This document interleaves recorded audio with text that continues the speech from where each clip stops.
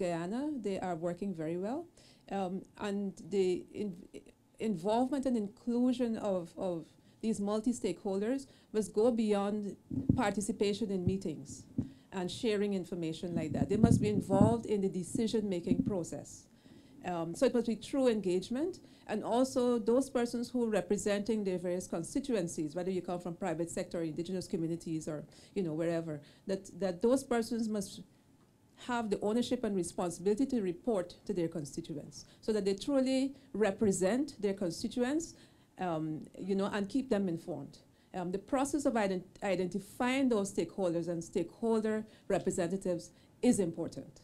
And so you need that kind of scoping process, for the want of a better description, to identify who are the stakeholders, who needs to be engaged, who is involved, and ensure that the process works truly for the benefit of all. Thank you. I know that there's been some interesting multi-stakeholder initiatives functioning in Brazil at the subnational level. I'm not sure if Patricia is in a position to comment on those, but I might throw to yourself and then to Peru. Yeah, as Vanessa said, multi-stakeholder is really important.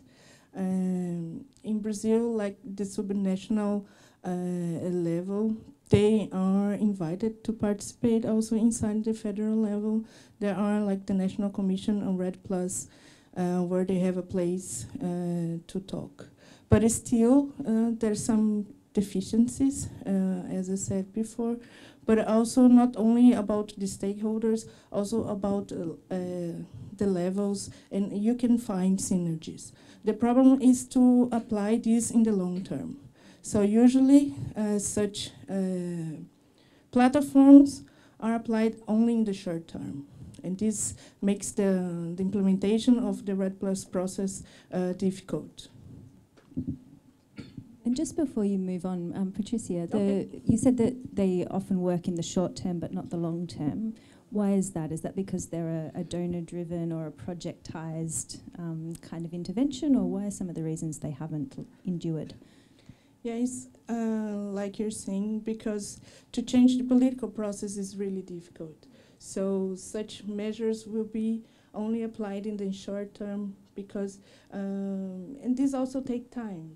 You have to, it's a long process to implement a policy as REDD+ is not from today to tomorrow. So in doing this process, you have many changes, as in our case, the government change. So they have other priorities, they try to do other things, and this is put behind, other things are come first, and so this gets in the middle of the process.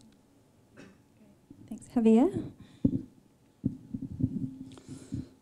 I think the multi-stakeholder commitment, I believe that participation is not the final objective, it's just a part of the process to have a better governance in our forest. In our experience as a consulting company, we help some like banks and insurance company to have the GHG inventory, and then we show that they can be like a neutral carbon. And it's very, very interesting when you teach to the CFO or CEO how REDD projects works. Like, the CEO of the company start to ask if they can like neutralize the carbon footprints. And sometimes when the company is very interesting, we invite the company to the field to see the project, to talk with native communities. And I think this is a part of the process when each company enter in the new arena. And we have like a very, very good experience with one company, and they pay like $100,000 for a REDD project, and then they like create a commercial in the TV, and millions of Peruvians see like this company like have the carbon footprints, and then they are like neutral carbon, and the people like my mother start to talk carbon footprints, like neutral carbon footprints it's a very good way to do business. And another company start to ask, if this bank do that, can I do that? And You know, it's like the participation is not the final objective, it's just a part of the process to have a better governance. It was clear? Yeah? Thank you. I just wanted to add a little bit about the case studies in Vietnam, because in Vietnam we have two parallel multi-stakeholder forum. One is actually established by the UN REDD together with the government of Vietnam under the Vietnam REDD Plus network. And basically we have the multi-stakeholder forum where actually you have a technical working group under the National REDD Plus network. And each of the network you will chair between one of the government agency and another CSO. So if you have a benefit sharing mechanism under REDD Plus, then you have a chairman, a co-chairman, one is from the government and one from the CSO.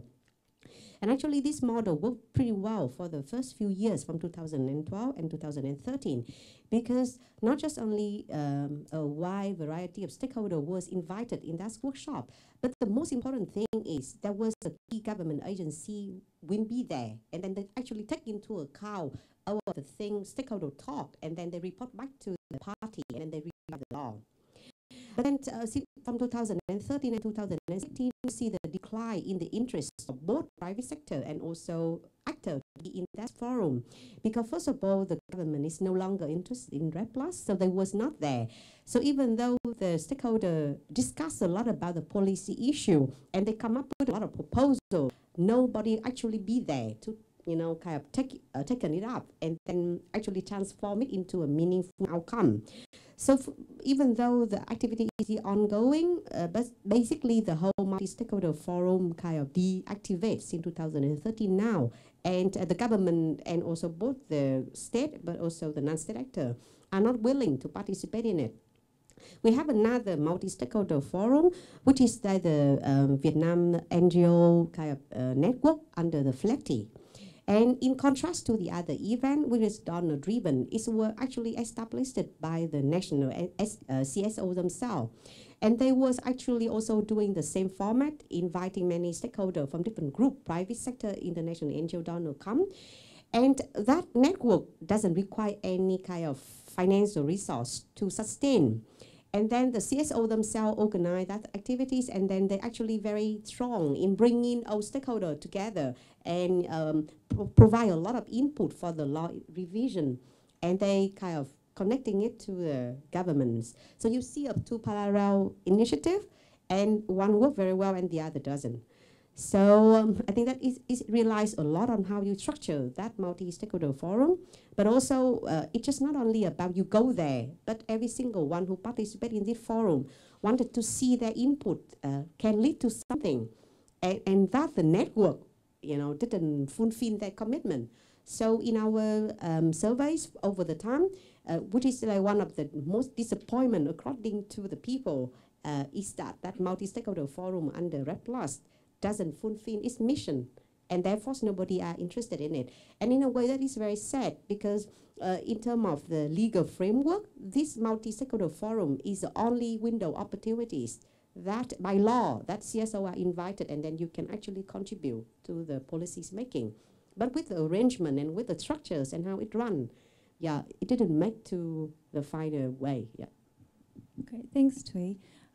I know that it's a slightly frustrating answer to a question, but I would also highlight the fact that there is an entire module in this research program that is studying these multi-stakeholder initiatives. So in 2 or 3 years, we'd be much better positioned to provide a really concise answer to that. But I would encourage you to get in touch with Anne Larson and her team and track some of the progress around those multi-stakeholder initiative studies as well. And might move on to the second slightly challenging question we have here about does REDD Plus work, full stop. I'm going to preface the response by saying I guess it really does depend on how you define REDD, but given the limitations, just a very quick response from everyone on the panel. Gut instinct, in your country, in your context, would you say that to date, where you are, is REDD Plus working? Yeah, actually, REDD is not new. It is the mechanism that in order to achieve the sustainable forest management, because in the REDD also REDD is a deforestation degradation. So it's trying to reduce the emission from the deforestation, degradation, and plus activity, also the conservation and enhancement of our carbon stock. So that is not new, just change the name. So I would say that REDD is working because our country already start the forest management system to achieve the sustainable forest management. So REDD have an incentive mechanism. It is based on the performance. So we can get Indonesian support based on our performance. So it means that REDD is not new, so it is working. Yeah. You wanted a simple answer? I don't know, because it's actually not tried yet, because we are still doing a lot of the definitions, the preparation, and so in fact, it's not as it is envisioned. It hasn't been really tried yet, but I think as an idea, it really works, because it has raised a lot of issues which otherwise would have been buried in the overall discussions.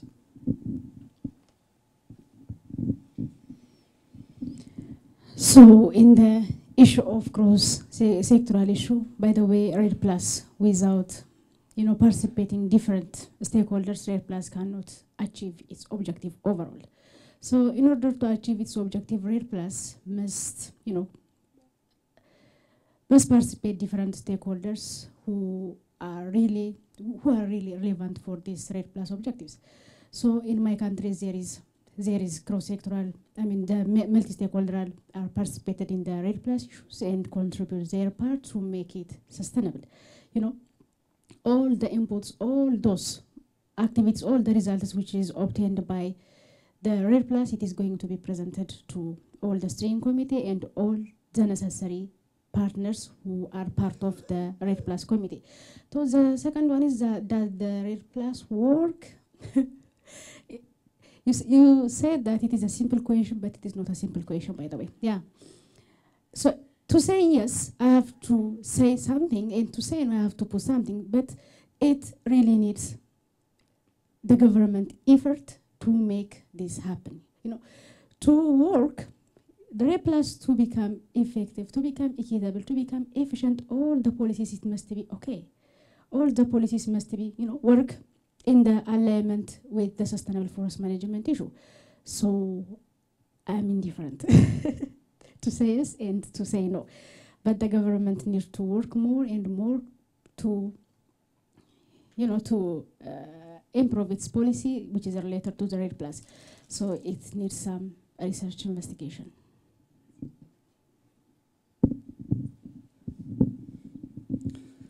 I have to say that I love your question. I think it's the same question that a hammer works.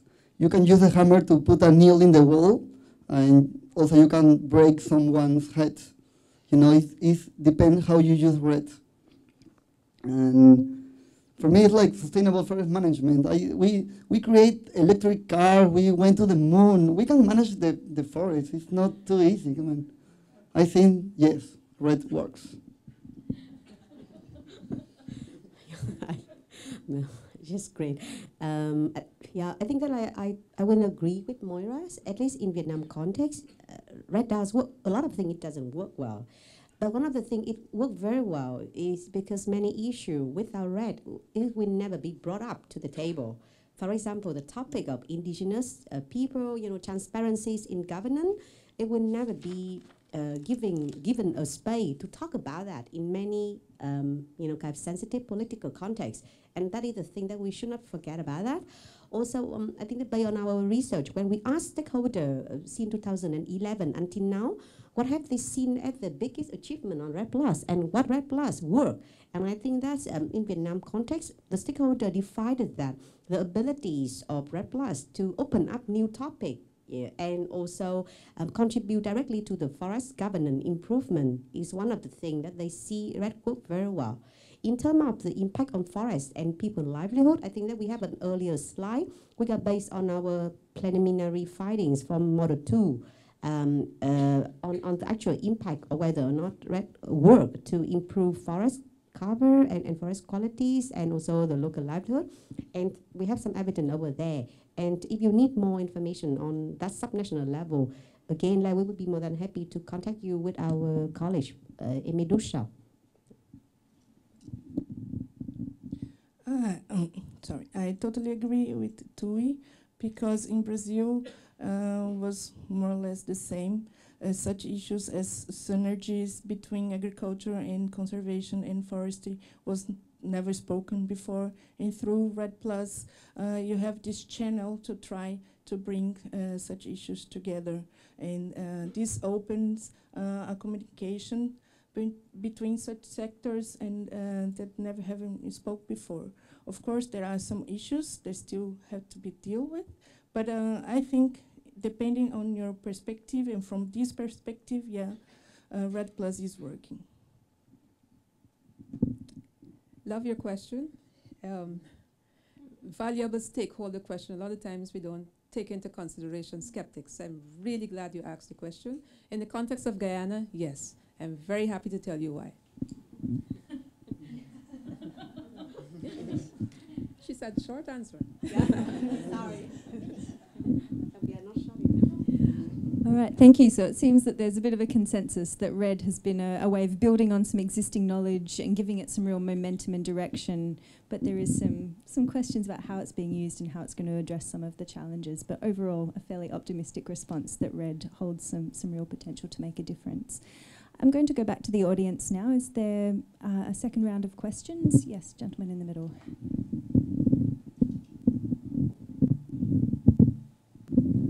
Thank you. My name is Zulfira from WWF Indonesia. My question is, from the lesson from the Vietnam. Yeah, I see that REDD now blended into the PES. Yeah, could you tell a little bit more idea behind that and how it work blend into the PES? And the second question is on the, I think the Brazil, yeah. I think one of the successful of REDD implementation in Brazil is because of involvement of the indigenous people, yeah, by gazetting their, what indigenous people territories, recognizing around that, yeah. And how do you think if it is the applicability of that approach to other country, and what perhaps require to make it possible in other countries that also have the indigenous people, something like that? Thank you. Thank you. Are there any other questions at this point, or should we? Yes, just at the front here. Hi, I'm Natalie Campbell from Rights and Resources Initiative. I was curious to hear, and we're kind of familiar, and some of you mentioned tenure issues. So I'm curious to hear how all of your different country platforms engage with carbon rights within the broader context of tenure issues, also within the broader context of payments for results-based services. But I also wanted to ask maybe another broader, harder question to answer, which would be, what is your opinion on the question, should tenure be a precondition to REDD and to REDD+? Thank you.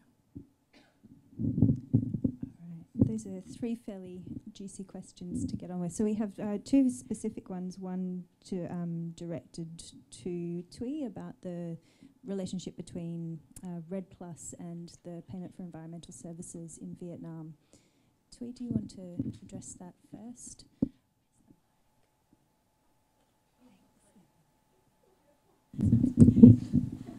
Yes, so actually let me come back a little bit. In Vietnam, we had a national payment for forest environmental services way before REDD+, because the national policies on payment for environmental services already established it in 2008.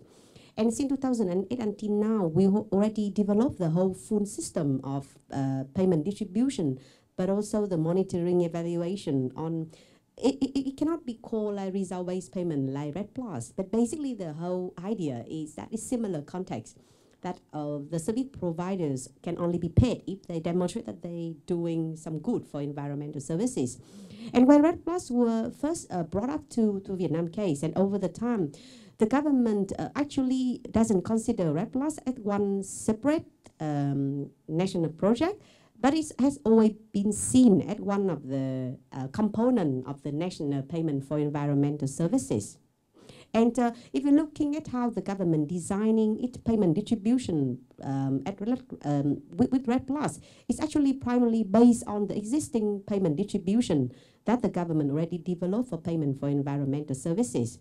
And that's how it's actually evolved over time. I think that lies, nowadays we have the REDD fund, which we're supposed to receive all of the payment from donors and also private sector to pay for REDD+ activity. And at the moment, the government have the National PES Fund, and the REDD+ fund is just a sub-account of that one only. And it is still a discussion whether or not you need to harmonize the protocol, because basically with the domestic PFAS policy, you don't have to provide the whole transparencies and external kind of auditor. But with the REDD funds, because it's actually follow the international protocol, there was a tension whether or not, that actually align and how it's worked out. But the fact is now, as I said before, we don't have any more REDD funds because of uncertainties about the funding. I'm still not quite sure. But in the law by itself, REDD+ is defined as one type of subcomponent under the National Payment for Environmental Services. Yeah. Thank you. And Patricia, we're inviting you to share some lessons and insights from Brazil's experience in working with their indigenous territories. Okay. So in the Amazon, 4% of the Amazon is declared, from the Brazilian Amazon, is declared as an indigenous territory. What I think is to highlight something from the indigenous people in Brazil is that they are quite really organized and supported by the civil society as well. They have fought really hard to be involved in this context of REDD+, and they even got a place inside the National Commission on REDD+. So I think this is the differential about indigenous organizations or community in Brazil. But of course, there is still a lot to be done in this context there, because even in the last years there was like an increase of threatening of the human rights from indigenous peoples, with an increase of rate of murders and death because of dispute of land. So yeah, I think this is one of the aspects why we could be a little bit successful in treating, involving the indigenous people inside the context of REDD. Great, thank you. I might pass on to Vanessa to have a first go at addressing the question in relation to tenure and its place in REDD+. So how does tenure relate to carbon rights, and whether tenure is a necessary precondition, I guess, in a way, for REDD+? Yeah. So in Guyana, the policy addressing climate change and going along a green path has been using the forest estate that is considered and is the national patrimony. And so any funds derived from, PES have been applied for national benefit. So there's no precondition for tenure rights before you can benefit from the funds earned. However, there's this, I think I alluded to it earlier, what is referred to in my country as an opt-in mechanism, where the indigenous communities that have title to their lands can derive funds, additional funds, so additional benefit if they were to include their lands into the the area that is assessed for deforestation and forest degradation. Yeah. Does anyone else want to address that question of tenure and REDD+? Moira, did you? In Indonesia, in the beginning, carbon rights was really tied to REDD+.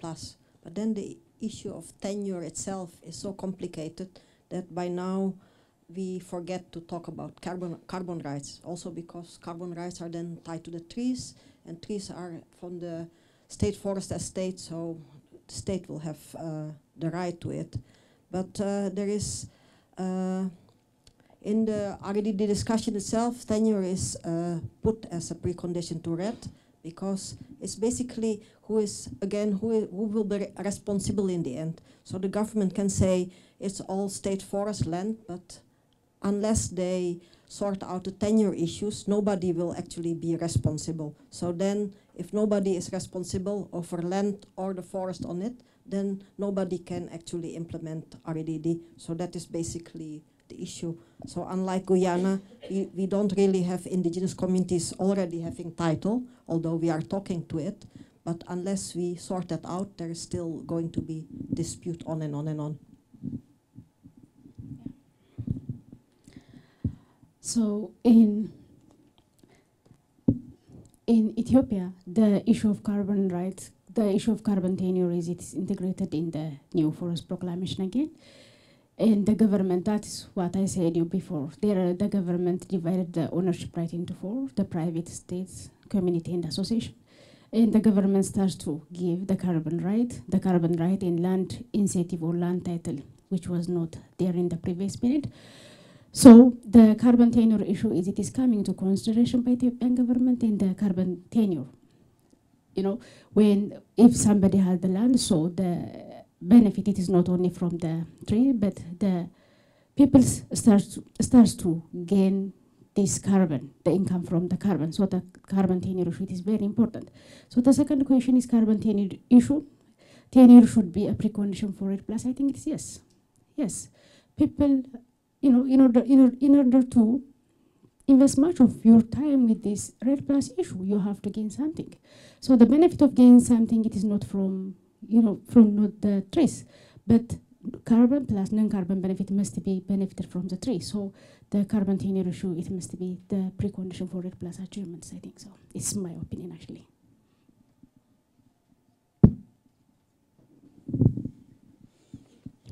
Precondition.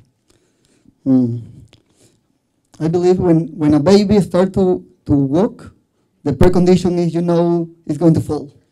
I think the REDD process is the same. It's like learning by doing. If we want to design like a perfect process for REDD, we never can try if it works. I think we have to try, and in the process we are like modifying the process to have a better.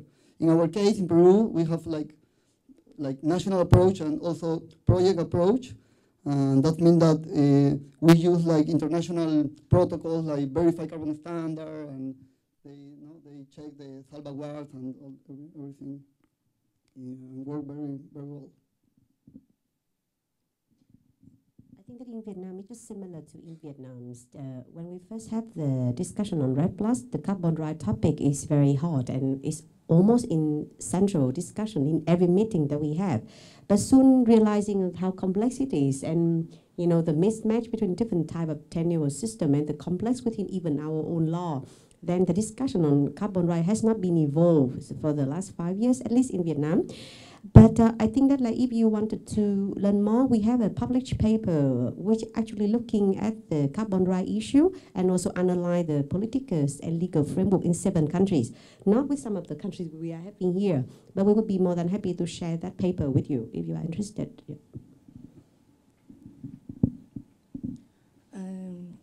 I think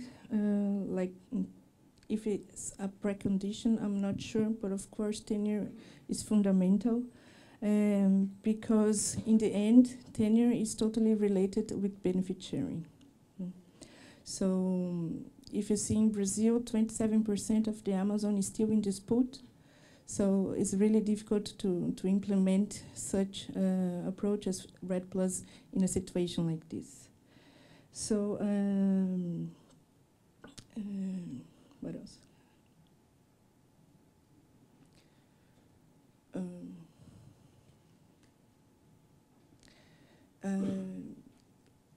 As the government in Brazil are not trying to deal with REDD+ at the project level, this make even more complicated, because then the government is delaying even more and more to talk about that. They try to implement first, like to establish the framework, and we don't know when they would like to talk about that.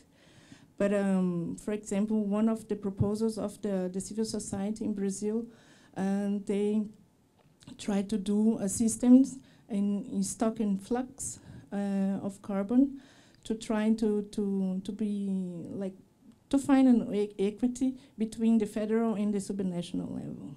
But this is only a proposal and is not yet adopted between the REDD+ framework. Yeah, if I can just listen to my colleagues, it makes me think of the approach to Guyana in Guyana. So in Guyana, the funds that are being derived from the pests is seen as another income stream into the country's GDP. Just as when we export sugar and we earn from it, or timber or whatever, and those earnings are for the benefit of all the people. So it's the same concept with what is derived from REDD. So land tenure issue is very complicated in Myanmar. We are revising the land use policy in order to address that issue. So, but yeah, and then because of the REDD+, we have many stakeholder consultation meeting in order to do the safeguard process. So that time we address the land tenure issue in that time, but through the consultation meeting it can be improved. Thank you. Maria, would you like to pose a question or share a comment or a reflection? Excellent. Thanks, Cynthia. Just also to comment from a more global perspective, perhaps, on this question of rights as a precondition to start with REDD+. I do have to say, the first time I think this question was asked that I heard it was 2007 in Bali. At every single COP ever since, maybe this question was raised. But actually, the issue here, I think, which also came out of these countries, is that actually we have a chicken and egg problem. REDD+ is supposed to bring transformational change as an idea, as a concept, and really change away from business as usual of deforestation. At the same time, it needs major change. So how do you get that? And I think to put to put in there a sequence might be dangerous, as we heard also from Javier from Peru. This baby might be never born and never walk at all. So also one has to say, and I think we forget that here a little bit, we have the Warsaw Framework, and their safeguards are explicit.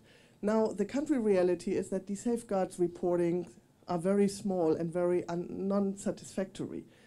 So perhaps we have to change these questions and really help. If you want to, it's a country question if you want to do REDD+, but how to do it equitably needs these kind of points, but not as, do you need it as a precondition, but how do you make it good? And how do you realize it within? And I think the Indonesian example flagged a little bit also some other countries that tenure came really to the forefront. And REDD+ enabled this kind of platform to discuss these issues. But making something out of it, seeing this really major change in the governance frameworks for your forests is, I think, the next step. And that is where, again, these questions might help, but not as a sequence. I would say, let's make this Warsaw Framework and the safeguards requirements really strong and alive, and not just a notion. Thank you. Open up for another round of questions. Are there other questions from the floor? Yeah.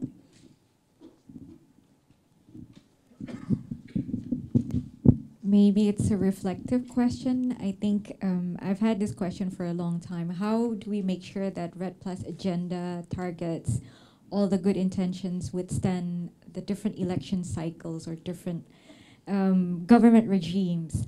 So maybe all of you can share what happens with the civil society movement, how united are they in this front.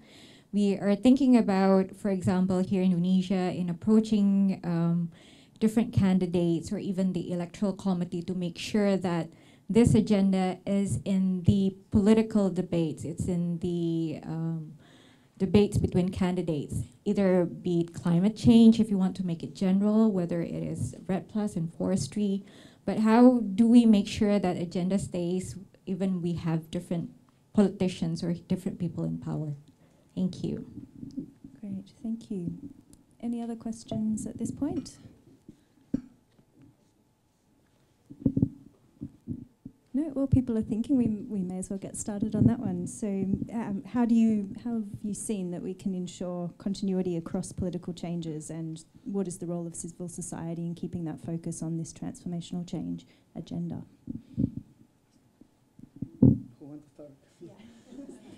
See, this is the key function in taking multiple questions. It gives people a chance to collect their thoughts. Thanks, Vanessa. Yeah, perhaps I can stick my neck out here.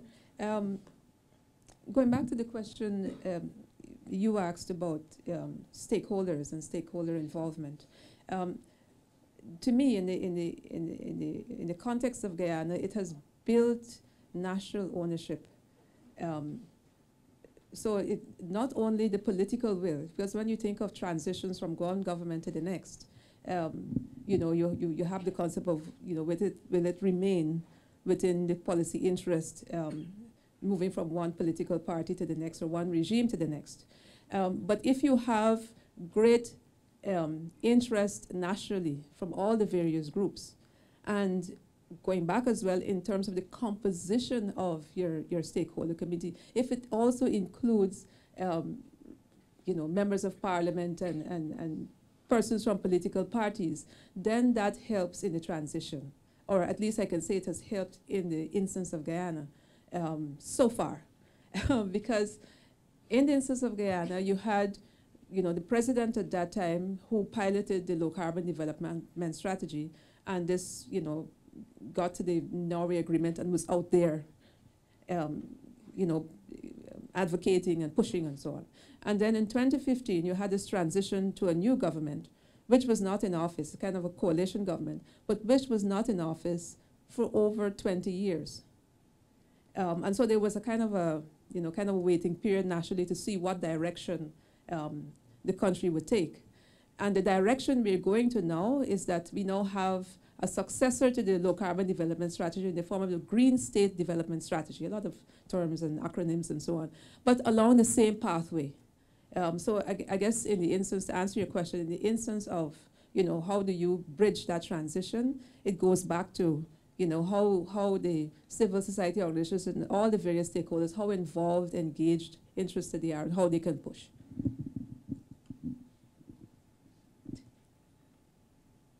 Thank you. And does anybody else want to comment on that one? I know Peru has gone through multiple changes in government over recent years. Is there something you'd like to add?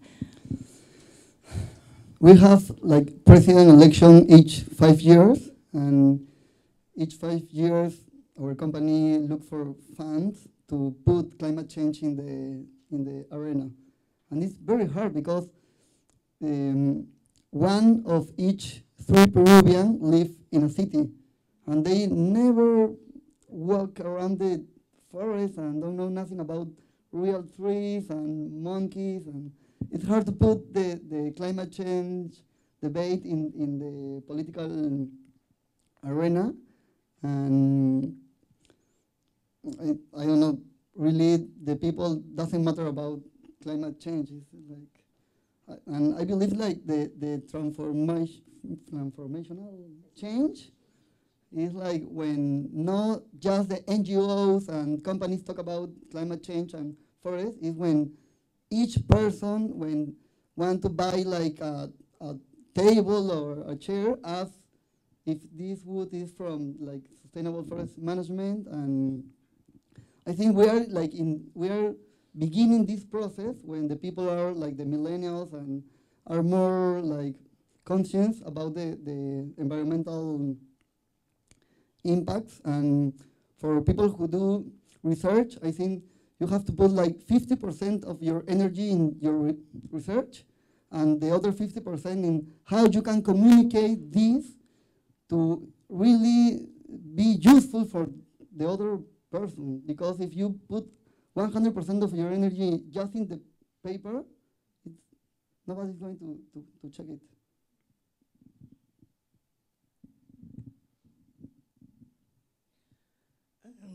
I think even though with a lot of political instability, for example, not one way, but it could be like one way is to keep the civil society strong. At the moment in Brazil, that the civil society started like to move themselves and start to push the government to try to deal with climate change and deforestation. Things start to happen. And even though it came another government, REDD went through this. That's why we have a REDD a decree in national strategy established. But what I think also, like under the framework of REDD+, what was good is because although most of the attention, for example, is paid to the Amazon, we started also to look at the other biomes that we have in the country. So, for example, Brazil released in 2017 the reference level for the Cerrado biome. So, I don't know if REDD is capable of assure really to bring zero deforestation, but I think we could get there. And the REDD+ discussion is make a lot of differences because as we said before, we're talking about issues, we're paying attention in other issues. Even like the population in Brazil is seeing that we're not only the Amazon. We have other biomes, we have other biodiversity hotspots that should also be protected.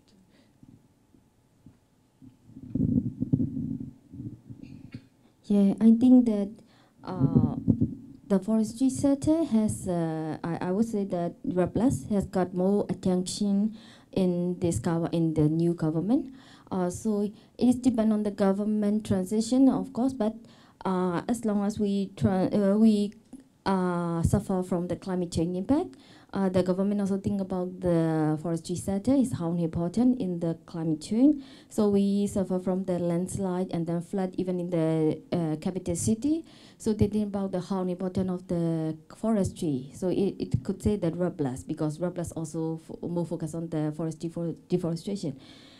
So yeah, so of course they have many challenges among the other sector if government transition, but as long as I think that as long as we suffer from the climate change, the REDD+ can work in Myanmar even into the government transition. Yeah.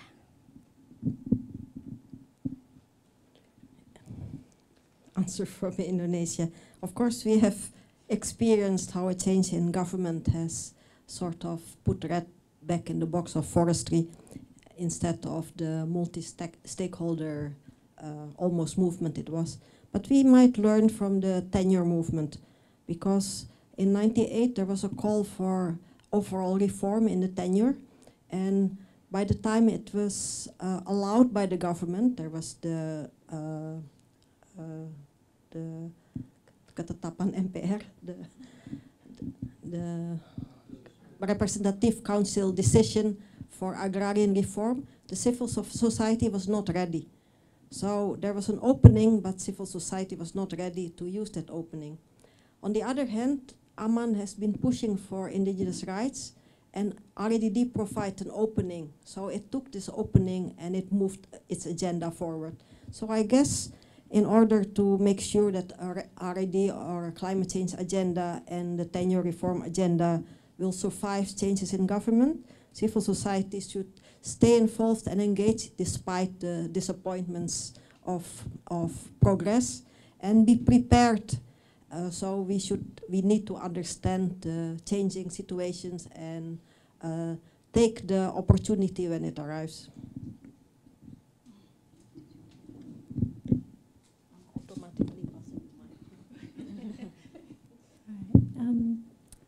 Are there any other final burning questions from our audience?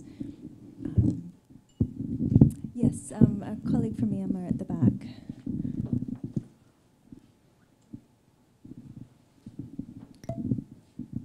Thank you very much. I would like to follow up about the preconditions for land tenure for the REDD+. I think it is very important in our country, and also land tenure, precondition for land tenure issue is so important to achieve the 3E benefits in the future, and also to achieve participation, especially for the indigenous people. Even though in our country, National Land Use Policy 2016 recognized the right of indigenous people, at this moment, community forestry is only the legal tenure to recognize the community rights. But for the people who live in the mountainous area, as for example in Chin State, they don't want to establish the community forest. Rather than that legal tenure, they want to get another tenure. So for me, I think the diversification of tenure to be in line with the current land use condition is very important. It should be precondition for the REDD+. So I would like to know our panel's idea from other countries. So the question you're posing to the panel was, sorry, what specifically? You would like their reflections on preconditions for REDD+. So diversification of tenure is very important to achieve the 3E through people participation. Okay.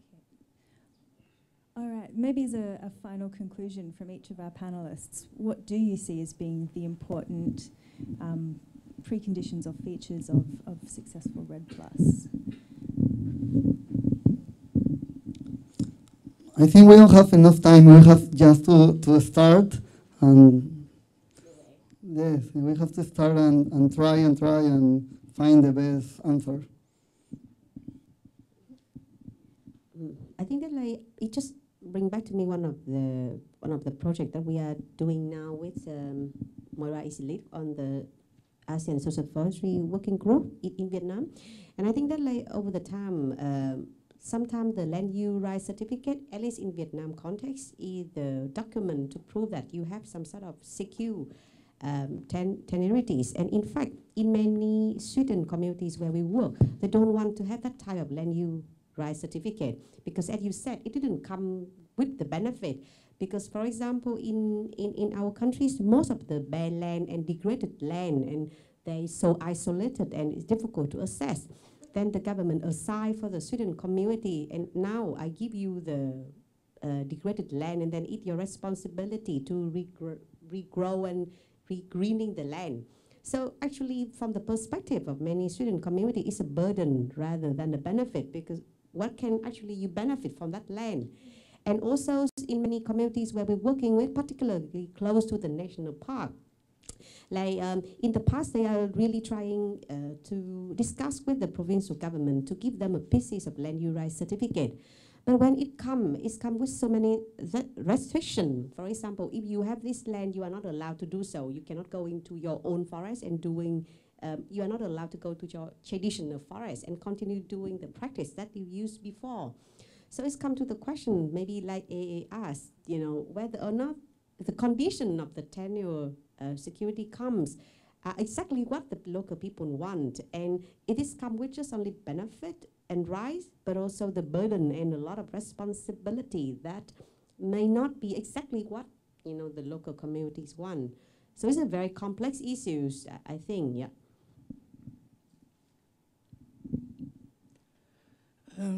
What is preconditions for REDD+? I think one of the most important is political will and really to recognize that deforestation is a problem. So I think also to recognize it, to understand that without to use the natural resource in a proper and intelligent way, we're not going to survive. I think it's pretty clear, but I think it's difficult. It's only difficult to recognize this. We know the answer, but we know also how to do it, but we don't want to do it, probably.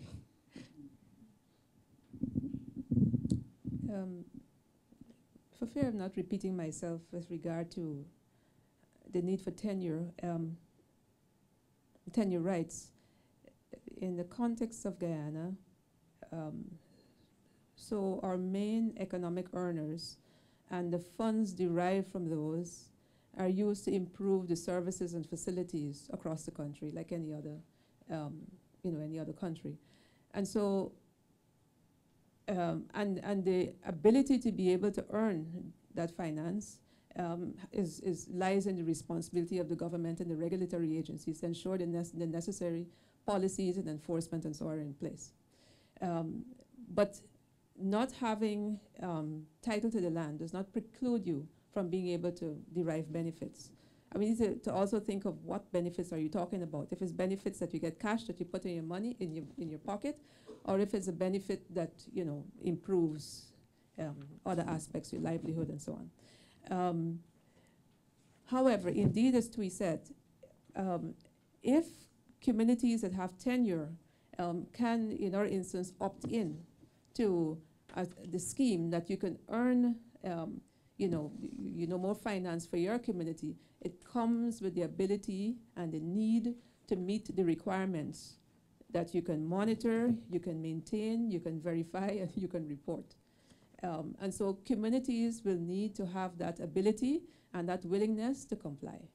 One aspect of what we have been doing in Guyana is doing what we call a CMR, the Community Monitoring, Reporting and Verification in the communities, and helping to improve their own capacity so that when they are ready, and based on FPIC, and based on their own decisions, they can decide whether they want to be included in this process and have the capacity to be included or not.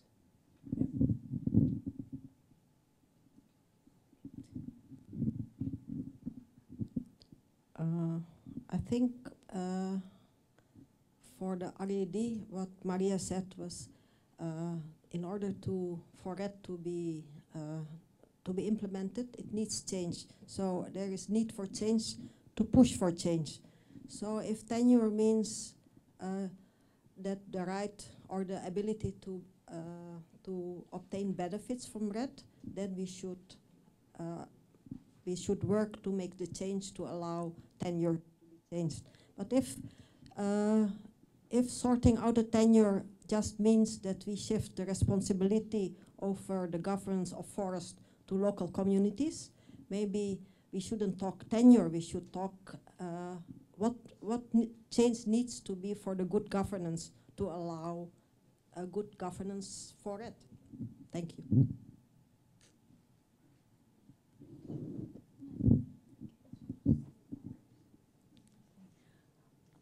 All right, I'd like to thank all of our panel for your insights and reflections today, and to our audience for posing challenging and stimulating questions. We're breaking now for lunch, so please feel free to continue the dialogue over lunch. Before you leave, please take a moment to fill in the evaluation forms that are on your tables. We do take that stuff quite seriously.